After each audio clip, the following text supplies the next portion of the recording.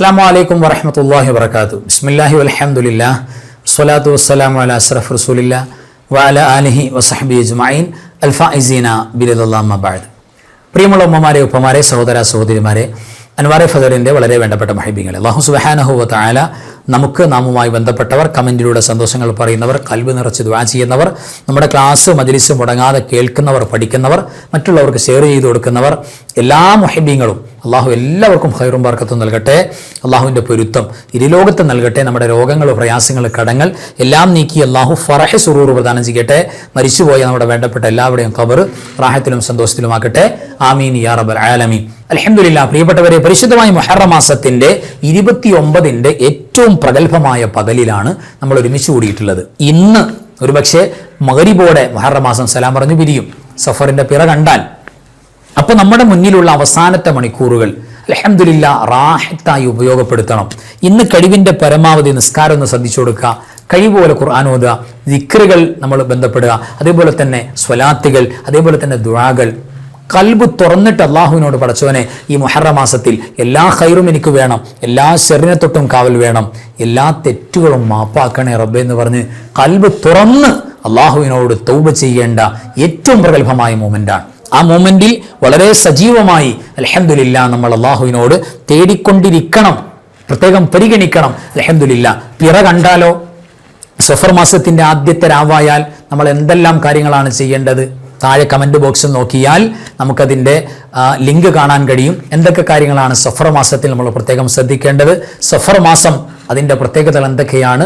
സഫർ മാസത്തിൽ എന്തെങ്കിലും പ്രയാസങ്ങളുണ്ടോ, വിഷമങ്ങളുണ്ടോ? അത് ബറക്കത്തില്ലാത്ത മാസമാണെന്ന് പറയുന്നത് ശരിയാണോ? ഈ വിഷയങ്ങളുമായി ബന്ധപ്പെട്ടതും അത് പ്രത്യേകം നമ്മൾ ഓതേണ്ട സൂറത്തും ചൊല്ലേണ്ട ദിക്റുകളുമെല്ലാം നമ്മൾ കൃത്യമായിട്ട് പറഞ്ഞിട്ടുണ്ട്. നിങ്ങൾക്ക് താഴെ കമന്റ് ബോക്സിൽ അതിൻ്റെ ലിങ്ക് പരിശോധിച്ചാൽ അൽഹംദുലില്ലാഹ് ക്ലാസ് കേൾക്കാവുന്നതാണ്. കേൾക്കാത്തവർ നിർബന്ധമായിട്ടും കേട്ടിരിക്കുക. ഇനി സഫർ മാസം അൽഹംദുലില്ലാഹ് ഇന്നത്തെ മഗ്‌രിബോടെ തുടങ്ങിയാലും തുടങ്ങിയില്ലെങ്കിലും സഫർ മാസത്തിൽ ഒരിക്കലും ചെയ്യാൻ പാടില്ലാത്ത ഒരു 6 കാര്യങ്ങളാണ് ഇന്നത്തെ ക്ലാസ്സിൽ നമ്മൾ ഡിസ്കസ് ചെയ്യുന്നത്. അതിൽ എൻ്റെ പ്രിയപ്പെട്ടവരെ വളരെ കൃത്യമായി നമ്മൾ മനസ്സിലാക്കി വെക്കണം. സഫർ മാസവുമായി ബന്ധപ്പെട്ട ജാഹിലിയ കാലഘട്ടം മുതൽക്കേ തലമുറ കൈമാറി വന്ന ചില അന്ധവിശ്വാസികൾ, ഒരിക്കലും നമുക്ക് ഡിപ്പെൻഡ് ചെയ്യാൻ പറ്റാത്ത, ഒരു വാസ്തവമില്ലാത്ത, വാസ്തവവിരുദ്ധമായ, ഒരു പ്രമാണബദ്ധമായ, ഒരു സപ്പോർട്ടുമില്ലാത്ത വളരെ പാഴ് സംസാരങ്ങൾ പലപ്പോഴും സഫർ മാസത്തിൽ കയറി വരുന്നുണ്ട്. അതുകൊണ്ട് തീർച്ചയായും ഈ സഫർ മാസത്തിൽ നമ്മൾ ഒരു കാരണവശാലും ചെയ്യാൻ പാടില്ലാത്ത ചില കാര്യങ്ങളൊന്ന് തിരിച്ചറിയും. അങ്ങനെ പല അന്ധവിശ്വാസങ്ങളുമുണ്ട്. അതിലൊന്നും വാസ്തവമില്ല, അതിനൊന്നും പരിഗണിക്കേണ്ടതില്ല എന്ന് നമ്മൾ എപ്പോഴും പറയുന്നതാണ്. ഒന്നും കൂടെ ഓർമ്മപ്പെടുത്തുകയാണ്. അതോടൊപ്പം ഈ സഫർ മാസത്തിൽ ഒരിക്കലും ചെയ്യാൻ പാടില്ലാത്ത 6 കാര്യങ്ങൾ നമുക്കൊന്ന് പരിശോധിക്കാം. ആദ്യത്തെ കാര്യം, ഈ മാസം മുഴുവനും മോശപ്പെട്ടതാണ്, ബർക്കത്ത് കെട്ടതാണ്, ഖൈറില്ലാത്തതാണ് എന്ന് പൊതുവേ ഒരു സംസാരവും ഒരു ധാരണയും ഒരു ചിന്തയും നമ്മുടെ പലരുടെയും കൽബിലുണ്ട്. അതൊരിക്കലും പാടില്ല. ഈ മാസത്തെ മുഴുവനായിട്ട് മോശമായിട്ട് കാണുക, ഒരിക്കലും സഫർ മാസത്തിന്റെ കാര്യത്തിൽ അങ്ങനെ ചെയ്യാൻ പാടില്ല, ചിന്തിക്കാൻ പാടില്ല. അങ്ങനെ ഒരു വിശ്വാസം തന്നെ തെറ്റാകുന്നു, പാടില്ല. രണ്ടാമത്തത്, പ്രിയപ്പെട്ടവരെ, ഖൈറായ കാര്യങ്ങൾ തുടങ്ങാൻ, ഒരു നിക്കാഹ് നടത്താൻ, അല്ലെങ്കിൽ ഒരു വീട് താമസം നടത്താൻ, വീട് പണി തുടങ്ങാൻ, തറക്കല്ലിടാൻ, കട്ടില വെക്കാൻ, അല്ലെങ്കിൽ ഒരു ബിസിനസ് തുടങ്ങാൻ, ഇതിനൊന്നും പറ്റാത്ത മാസമാണ് സഫർ മാസം എന്ന് കരുതിയിട്ട് അത്തരം ഖൈറായ കാര്യങ്ങളും നമുക്ക് നന്മയിൽ മുന്നേറാനുള്ള കാര്യങ്ങളും പാടെ മാറ്റിവെക്കുന്ന ഒരു ശൈലി, ഒരിക്കലും അതിൽ നിന്ന് മാറി നിൽക്കുന്ന ശൈലി സഫർ മാസമാണെന്ന് പറഞ്ഞിട്ട് ഒരിക്കലും പാടില്ല. അങ്ങനെ ചെയ്യാൻ പാടില്ല, അവിടെ മാറി നിൽക്കേണ്ടതില്ല. ഇനി സഫർ മാസത്തിൽ ഒരിക്കലും ചെയ്യാൻ പാടില്ലാത്ത 3ാമത്തെ കാര്യം, നമ്മൾ എന്തെങ്കിലും കാര്യങ്ങൾ തുടങ്ങി, ഈ മാസത്തിൽ തുടങ്ങി, അങ്ങനെ തുടങ്ങിയപ്പോൾ അത് പൂർണ്ണ വിജയത്തിലായില്ല. അള്ളാഹുവിൻ്റെ തീരുമാനം, പടച്ചതമ്പുരാൻ്റെ ഖദർ യോജിക്കണമല്ലോ. അപ്പോൾ അള്ളാഹുവിൻ്റെ തീരുമാനത്തിൽ അത് വിജയിക്കണമെന്ന് ഉണ്ടായില്ല, അല്ലെങ്കിൽ അത് പരാജയപ്പെട്ടു പോയി, അല്ലെങ്കിൽ എന്തെങ്കിലും പ്രയാസങ്ങൾ ഈ മാസം നമുക്ക് നേരിട്ടു. ആ നേരിടുമ്പോൾ സഫർ മാസത്തെ മൊത്തം അടച്ചാക്ഷേപിക്കുക, അതിനെ ശപിക്കുക. ഈ മാസം ഒടുക്കത്തെ ബർക്കത്ത് കെട്ട മാസമായി പോയി, അതുകൊണ്ടാണ് അങ്ങനെ സംഭവിച്ചതെന്ന് പറഞ്ഞ് സഫർ മാസത്തെ അടച്ചാക്ഷേപിച്ചു പറയുക, ദിവസങ്ങളെ മോശമായിട്ട് പറയുക, അല്ലെങ്കിൽ ശപിക്കുക. അത്തരം സംസാരങ്ങൾ ഒരിക്കലും പ്രയാസങ്ങളുടെയും വിഷമങ്ങളുടെയും പേരിൽ, സഫർ മാസത്തിൻ്റെ പേരിൽ നമ്മൾ പറയാൻ പാടില്ല, അതൊരിക്കലും ചെയ്യാൻ പാടില്ല. ഇനി 4ാമത്തെ ഒരു കാര്യം, ഇപ്പോൾ ബിസിനസ്, സാമ്പത്തിക ഇടപാടുകൾ, ക്രയവിക്രയങ്ങൾ, പൈസ കൊടുക്കുക വാങ്ങുക, ഈ പറയുന്ന സാമ്പത്തികമായ ഇടപാടുകളുമായി ബന്ധപ്പെട്ട കേസുകളെല്ലാം സഫർ മാസത്തിൽ എപ്പോഴും നടത്താവുന്നതാണ്. അള്ളാഹുവിൽ തവക്കുലാക്കി മുന്നേറാവുന്നതാണ്, ഒരു കുഴപ്പമില്ല. എന്നാൽ സഫർ മാസത്തിൻ്റെ 10-ാം തീയതി, സഫർ 10 എന്നാണെന്ന് നമ്മൾ കലണ്ടർ നോക്കി കൃത്യമായി അടയാളപ്പെടുത്താം. ആ സഫർ 10-ന്റെ അന്ന് ഒരിക്കലും സാമ്പത്തിക ഇടപാടുകൾ, ബിസിനസ്സിൻ്റെ ഇടപാടുകൾ അതൊന്നും നമ്മൾ നടത്തരുത്, നടത്താതിരിക്കൽ നല്ലതാണ്. നബി സല്ലല്ലാഹു അലൈഹി വസല്ലം തങ്ങളുടെ ഹദീസുകൾ ഈ വിഷയവുമായി ബന്ധപ്പെട്ട് കിതാബുകളിൽ കാണാം. അന്നത്തെ ദിവസം സാമ്പത്തികമായ വലിയ നഷ്ടമുണ്ടാകാൻ സാധ്യതയുള്ള ദിവസമാണ്, മാനഹാനി ഉണ്ടാകാൻ സാധ്യതയുള്ള ദിവസമാണ്. അതുകൊണ്ട് അത്തരം കാര്യങ്ങളൊക്കെ ഒന്ന് മാറ്റിവെക്കുന്നത്, സഫർ മാസത്തിൻ്റെ 10-ാമത്തെ ദിവസം ചെയ്യാതിരിക്കുന്നത് നല്ലതാണ്, ചെയ്യാൻ പാടില്ല, മാറ്റി നിർത്തേണ്ടതാണ് എന്നുകൂടെ നമ്മൾ മനസ്സിലാക്കുക. സഫർ 10-ന്റെ അന്ന് ദിവസം നമ്മൾ നോട്ട് ചെയ്യുക.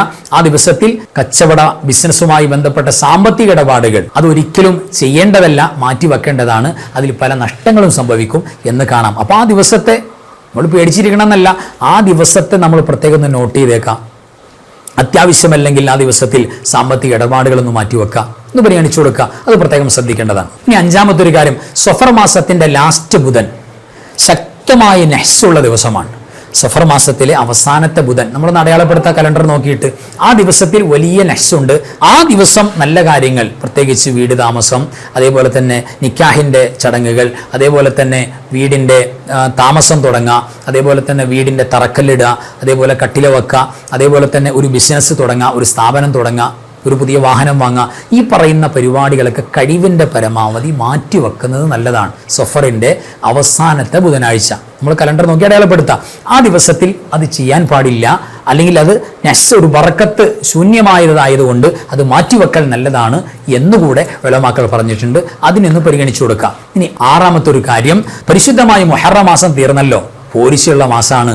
ഇനി ഖൈറായ നന്മകൾ, ഖുർആൻ പാരായണം, നിസ്കാരം, അതേപോലെ തന്നെ ദിക്ർ, സ്വലാത്തുകൾ, ഇതിന് പ്രത്യേകിച്ച് വലിയ കൂലിയൊന്നുമില്ല, അതിന് വലിയ കൂലിയൊന്നുമില്ല, പരിഗണിക്കേണ്ടതല്ല എന്ന് കരുതിയിട്ട് അമലുകളിൽ നമ്മൾ റിവേഴ്സ് അടിക്കുക, ഹസനാത്തുകളിൽ റിവേഴ്സ് അടിക്കുക. ഒരു ഉഷാറില്ല നന്മ ചെയ്യാൻ, നന്മ കേൾക്കാൻ, ക്ലാസ് കേൾക്കാൻ, പഠിക്കാൻ, അമൽ ചെയ്യാൻ, മജ്ലിസിൽ പങ്കെടുക്കാൻ, ദിക്റുകൾ ചൊല്ലാൻ, ഖുർആൻ ഓതാൻ ഒരു മടി മാനസികമായി. എന്തുകൊണ്ട്? വലിയ പുണ്യമുള്ള മാസമൊന്നും അല്ലല്ലോ സഫർ, അതുകൊണ്ട് നന്മകൾ വേണ്ട എന്ന് കരുതി നന്മകളെ മാറ്റി വെക്കുക സഫർ മാസത്തിൽ ഒരിക്കലും ചെയ്യാൻ പാടില്ല. നന്മകൾക്ക് അല്ലാഹു സുബ്ഹാനഹു വ തആല ഒരുപാട് കൂലി നമുക്ക് നൽകും. നമ്മുടെ നിയ്യത്ത് പോലെയാണ്. അല്ലാഹുവെ, മുഹറം മാസം ആയതുകൊണ്ടല്ല ഞാൻ അമൽ ചെയ്തത്, നിന്റെ പൊരുത്തത്തിന് വേണ്ടിയാണ്. അത് മുഹറം മാസത്തിൽ നൽകിയതുപോലെ നിന്റെ പൊരുത്തം ഈ മാസം എനിക്ക് വേണം, നീ പറഞ്ഞതുപോലെ ഞാൻ നിസ്കരിക്കുകയാണ്, നിനക്ക് വേണ്ടി ദിക്ർ ചൊല്ലാണ്. അല്ലാഹുമായി അകൽച്ച ഒരിക്കലും ചെയ്യാൻ പാടില്ല, ഉണ്ടാകാൻ പാടില്ല.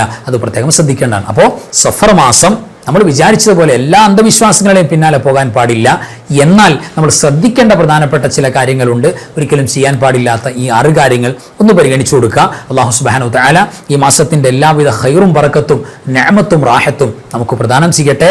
അല്ലാഹു അതിൻ്റെ എല്ലാവിധ നിഅമത്തും നമുക്ക് തുറന്നു നൽകട്ടെ. എല്ലാവിധ ആഫത്ത്, മുസീബത്തുകൾ, അപകടങ്ങൾ, പ്രകൃതി ദുരിതങ്ങൾ എല്ലാറ്റിനും അല്ലാഹു കാവൽ നൽകട്ടെ. പ്രത്യേകിച്ച് മാരകമായ രോഗങ്ങൾ, മോശപ്പെട്ട വിശ്വാസങ്ങൾ, ചിന്തകൾ, വസ്വാസുകൾ എല്ലാറ്റിനും തൊട്ടും അല്ലാഹു പ്രത്യേകം കാവൽ തരട്ടെ. ആമീൻ യാ റബ്ബൽ ആലമീൻ. വആഖിറു കലാമി അൽഹംദുലില്ലാഹ്. അസ്സലാമു അലൈക്കും വറഹ്മത്തുള്ളാഹി വബറകാതുഹു.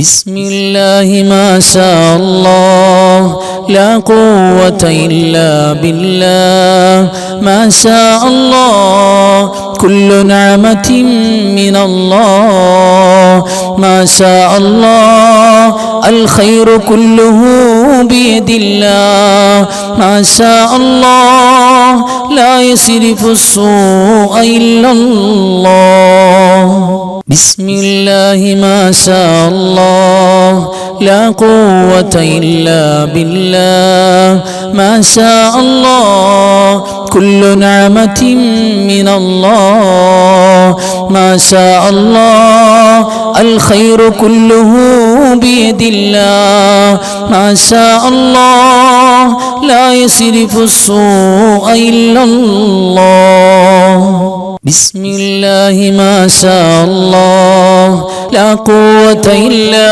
بالله ما شاء الله كل نعمة من الله ما شاء الله الخير كله بيد الله ما شاء الله لا يصرف السوء إلا الله